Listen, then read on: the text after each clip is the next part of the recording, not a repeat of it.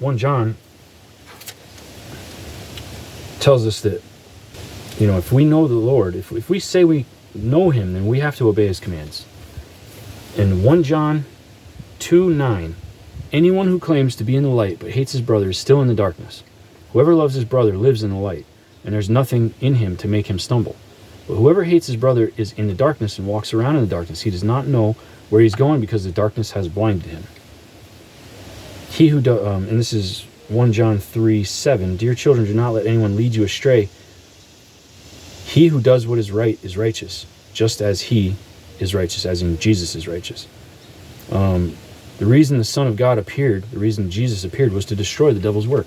The devil's work in my life has been violence, viciousness, anger, hatred, animosity, jealousy, envy, contempt, disrespect, rage, uncontrolled rage, instability, like the grapes of wrath, as Steinbeck, I think that was Steinbeck, the grapes of wrath, like the fruit of the enemy, not the fruit of the Spirit. And I want that pruned off. I want that old person that I was to die, because he did not provide any peace or stability for himself. I'm talking in the third person now, me. Did not provide peace or stability or tranquility or love to the people that he loved. Provided danger and threat and insecurity and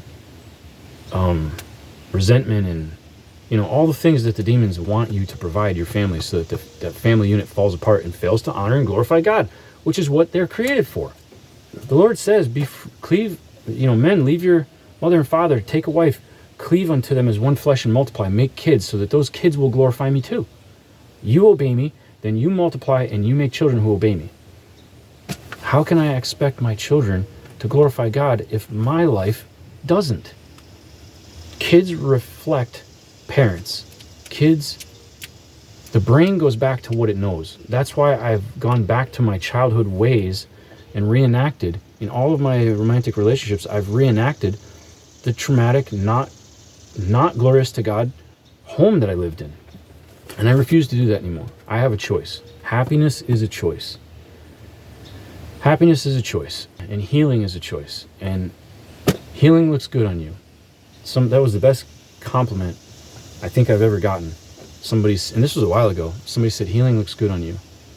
And I want to walk in that. I want to stay in that. Not for vanity's sake, but just because it just touched my soul. And I want to give that to other people. Healing looks good on you. The next challenge, I've identified the anger and stuff. I've identified I'm too much of a jerk to my kids. I lecture too much. I listen too little. So I've identified those things, and they're going to start falling into place, and I'm going to start softening up on them. And of course, you can't go all the way too far. There's got to be a structure there, and when you got to be a parent and lay down the law, you do have to do that. But I've gone way too far one way, which is exactly how I was raised. All the law, none of the love. Even though my parents both loved me, it wasn't expressed in a way that I could receive.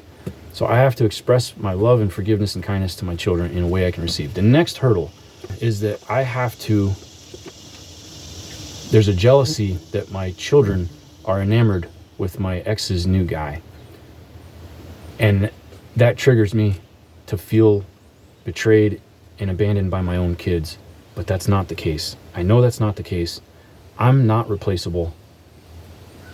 The guy is not a replacement for me. He's just somebody else. And you know what? My flesh wants him to be such an ass to them that they hate him. Like the way that I hated my stepfather. But me hating my stepfather made it harder on my mother to have relationships. It was not fair to my mother. And I told her that yesterday. I made it extra difficult. Yeah, my stepdad was a douche, but I made it extra difficult by me rejecting him. Therefore, he had ammo to reject me. I don't want my kids to be disrespectful to this guy. Whether he stays forever or he just turns around and disappears, it doesn't matter. I don't want my kids to make their mother's, she's not mine. She's herself. She's hers. The ex-wife, the baby mama, she doesn't belong to me. She is hers. She doesn't belong to him. She doesn't belong to me. She's hers. She belongs to Jesus. That's who she needs to belong to. That's who I want her to belong to. And I want her to belong to those kids. And she's a great mom. She's a great mom. I admire and respect that about her. And I want it to stay that way. She doesn't have the boundaries. And the kids run all over her. And so there still needs to be me, like, shame on you for treating your mom like that. That is still my job, and I'm going to stick to it. But she's a great mom, and I would never, ever, ever dream of choosing, trying to find another mom for her. And that's a lot of the reason why I endured our bad relationship for so long, because it was like, why? I'm here for the kids, not for what's in it for me. I'm here to provide for my children. And the best thing I can provide for them is a connection to their mother. Maintaining the connection between children and mom. It was super important, and it still is. So, I have to get control of my flesh. I forgive this dude. I don't hate him. I have to discourage my children from saying things about him that they know that they're saying because deep down I want to hear it. And that's how they're going to win accolades from me. I have to say, no. I know you like the guy, and that's okay. Everybody likes the guy. He's a nice guy. I'm jealous that he's a nice guy and everybody likes him. Me being a jerk doesn't fix that I'm not a nice guy. And it doesn't change that he is a nice guy. So it has to be okay that he's a nice guy and my kids like him. What kind of father would I be if I wanted, let's say hypothetically, these two get married and they stay together forever. What kind of jerk would I be if I wanted my kids to hate this guy? So that the home that they live in 50 to 60% of the time is full of turmoil and full of conflict between their mother and their stepfather, if he becomes their stepfather. I would have to be a total ass. That'd be shooting my own foot. So why? So that my kids come home frustrated and angry like I was? Because, my stepdad called the state police when I tried to take my family to visit in 2020 because he beat my mom on Mother's Day when I was 16. And I went out, but I brought her a cake. I was working a double shift, like 12 hours or 14 hours that day at a grocery store. I was a kid. And on my 1 hour break between the two shifts, I bought a Mother's Day cake and I brought it to her. And I find her in the house crying on the floor with a shattered picture, like a picture of them, in a frame, and the glass is broken and she's rounding up the bits of glass. And, her face is all red from getting cracked or something. And I went down and I found him. It was like, there was one time I almost had to kill him. He was chasing her and she hid in the dark in my room behind me, and I had a hatchet.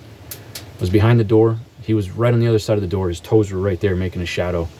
And he was listening, thinking I was asleep. And the game plan was he opens the door and I take his head off his body. I'm going to hack this guy to pieces. That's how much hatred and anger was in me. And obviously I didn't do it. We never had hands on each other, but I longed for it. I longed for the chance to, I saw his face on that punching bag. I longed to smash his face until he didn't look like him anymore. Thankfully it never happened, praise the Lord. But that day that he whooped her on Mother's Day, I went and found him down back and I told him, like, someday I'm going to hurt you. Someday I'm going to hurt you for the things you're doing to this woman. You better remember it. When I got out of the Marines at 23, he was very uneasy and very nice to me. He was very discomforted. I got out in pretty damn good shape as a war veteran, and he was pretty uncomfortable in my presence as a grown man. And they moved from Massachusetts to Alabama within a year. 2020, I'm trying to visit. I don't hate the guy. I don't want to fight him. He's a 70-something-year-old man. What point would it be? But, yeah, I was just trying to bring my kids to see their grandmother.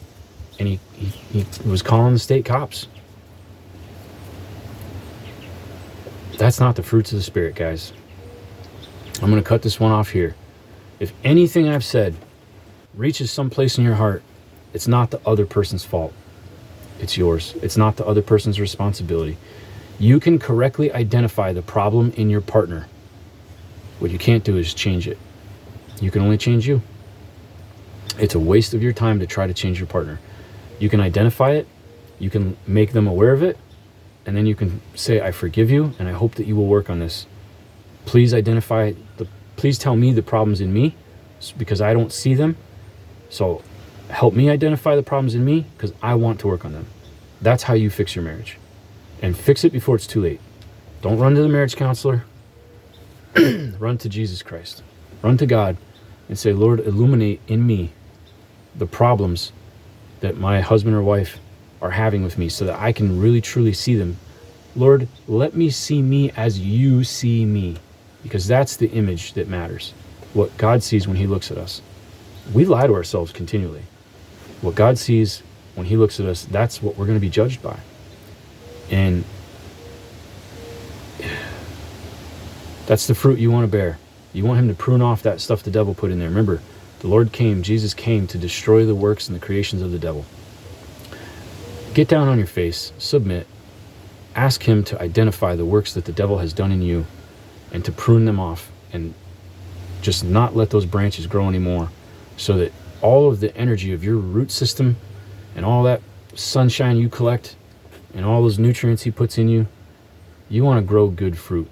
You don't want... It would be a very unproductive venture if you had a vineyard and you never pruned the sucker branches off and you just let those things run wild. If you don't actively prune, your harvest will not be very bountiful. And the best pruner is the Lord, and the fastest way to get your life turned around is to let him do the pruning, because he sees you as you really are, and he knows what needs to be adjusted, and he knows who you are not compatible with. He knows who needs to be removed from your life if you let him do the work.